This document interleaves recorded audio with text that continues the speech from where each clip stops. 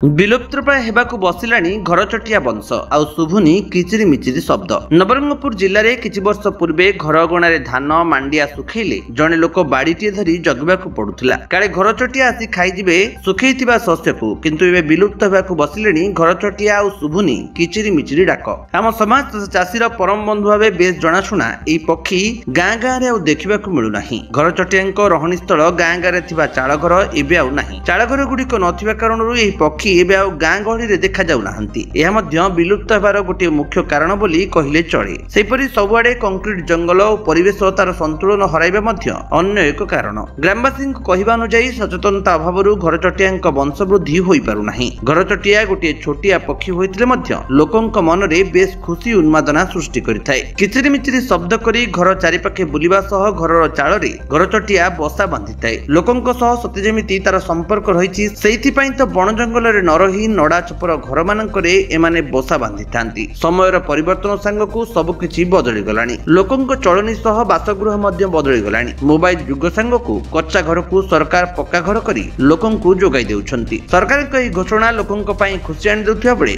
घर चटियांक पई ताहा काळ साजिछि। प्राय चाळ घर पक्का घर रे परिणत होया परे घर चटियांक संख्या मध्य कमी जाइछि। खाली सेतिक नुहि, बहुल मोबाइल व्यवहार द्वारा टावर रु बाहरुथबा माइक्रोवेव तरंग जोगु कुआडे घर चटियांक संख्या विशेष भाव में कमी जाउथबा परिवेशविद माने कहछंती। घर चटियांकु सुरक्षा तांक वंशवृद्धि पई बहु स्वेच्छासेवी अनुष्ठान आगे आसुथबा बेले एई पक्षींक पई सरकार विशेष ध्यान देबार आवश्यकता रहिछि बोली साधारण रे मत प्रकाश पाइछि। नवरंगपुर गगन गंतायत रिपोर्ट, विश्व विजयी न्यूज ओडिशा।